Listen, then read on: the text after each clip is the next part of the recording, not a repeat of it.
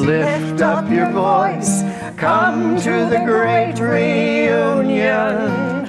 Give us your hand, join in our band. You are the U in union. Well, goddamn. Oh, I am in heaven, singing along with the heavenly choir of angels, and we are singing union songs. How the hell did this ever happen? Well, some non-union switchman on that railway to heaven everyone's always singing about must have gotten his signals mixed up mighty bad. Probably drinking on the job, boss looking the other way because that damn scab was slipping him $5 every payday. Well, no, you can imagine my shock. The minute I realized where I'd been sent, standing at the pearly gates I said to St. Peter, you've got to do something about this. That's been a terrible mistake. I can't be stuck up here for eternity without any of my friends to talk to. St. Peter says, no, mother. We don't make mistakes up here like you do down on earth. We've got pretty good divine judgment, all in all. Now, he says, oh, would you like to see first? Yes, that's what most people want to do. See their loved ones again the minute they get here. I'll see my loved ones again soon enough. Right now, I want to see John D. Rockefeller. I've got a thing or two to say to him about that Ludlow massacre he ordered, where so many women and children were murdered by the gun thugs and that National Guard. Well, St. Peter folds his arms across his chest and he looks me straight in the eye. I can see he's telling the truth. He says, John D. Oh, not here. Well, that's when it hits me. I am not in hell, where every sold-out prosecutor and political pimp in West Virginia said I was going. I am in H-E-A-V-E-N.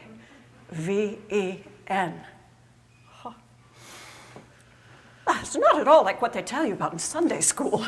No, there's no wings and white robes. You get to wear the clothes that you wore back down on earth, the ones that you're comfortable in. Well, they do wash and iron them for you every day, which you do get used to. It's a nice heavenly touch. I mean, just look at this place. Our Lord did say, I go to prepare a place for you, but who knew this was what he meant? All this time I've been living and working down on earth, he's been up here building me this beautiful Irish pub. Oh, that's just for when I get thirsty, of course.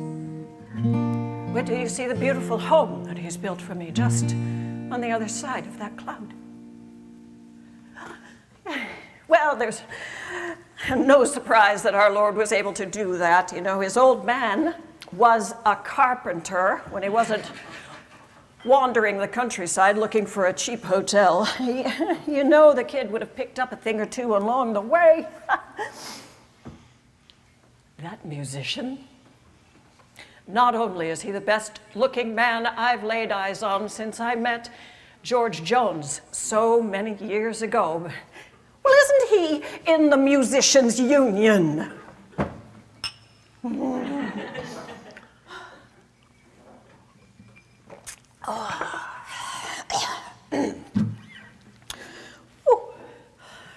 I love heaven. Here's the most amazing thing.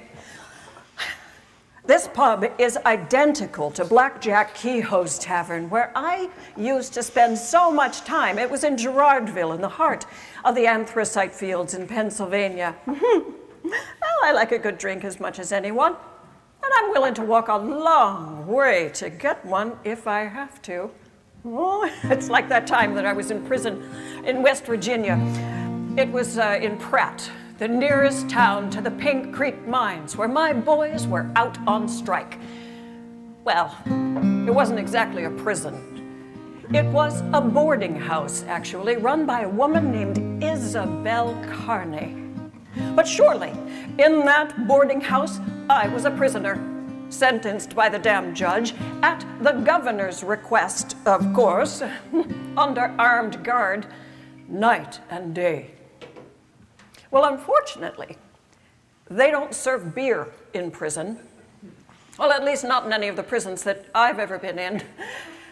So by the time a couple of weeks had passed by, I had developed a powerful thirst for the evening guard.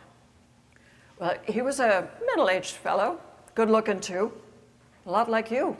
Well, he liked me a lot, if you know what I mean, and well, even though I was about 20 years older than he was, but he came from a long line of union miners, and he knew all about Mother Jones.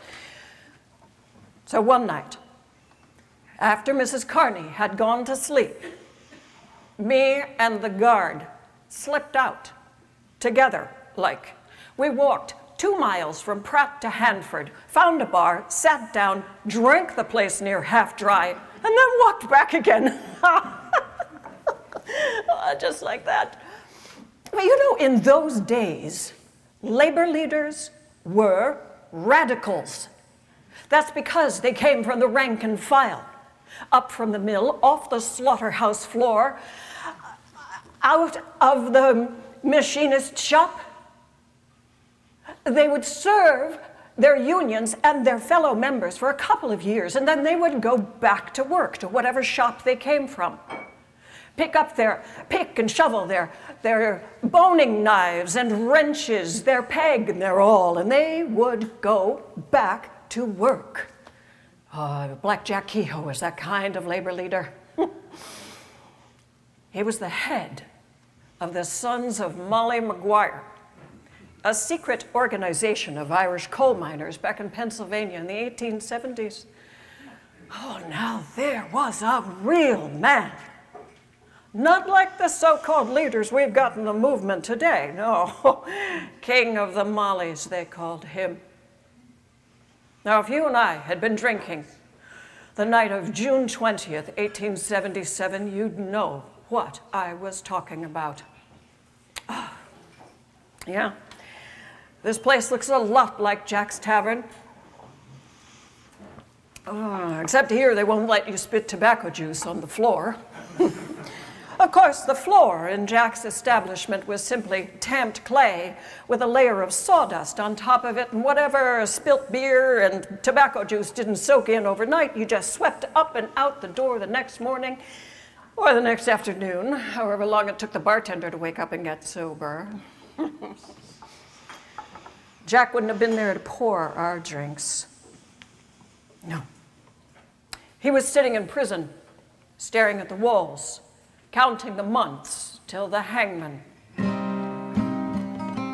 The jury, if you can dignify that gang of lowlife informers and paid-off pimps by that name, convicted him of murdering a mine foreman. Maybe he didn't. Maybe he did.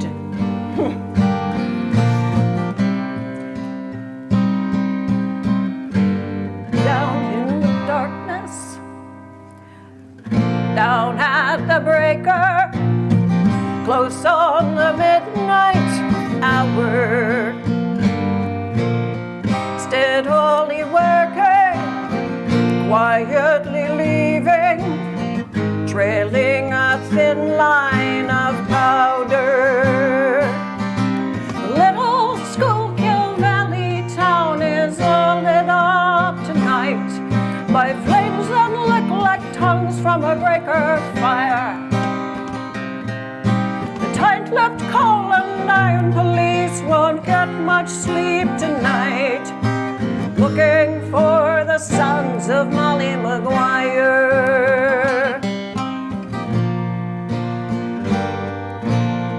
Down at the tavern, standing together, strong men are hiding their sorrow.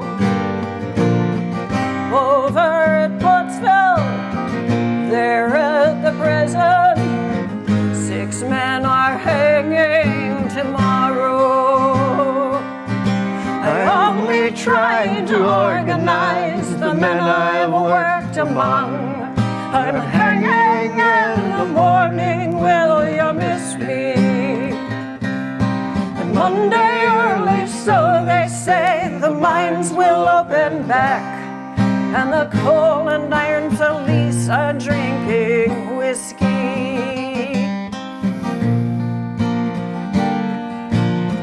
Down in the darkness, standing together, 6 men are lined on the gallows,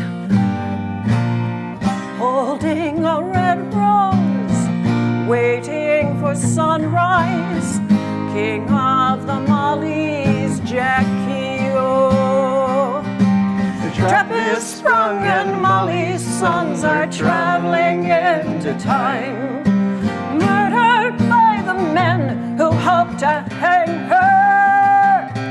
But the unborn souls of Union men are all with her tonight, and the Pennsylvania pits are dark with anger.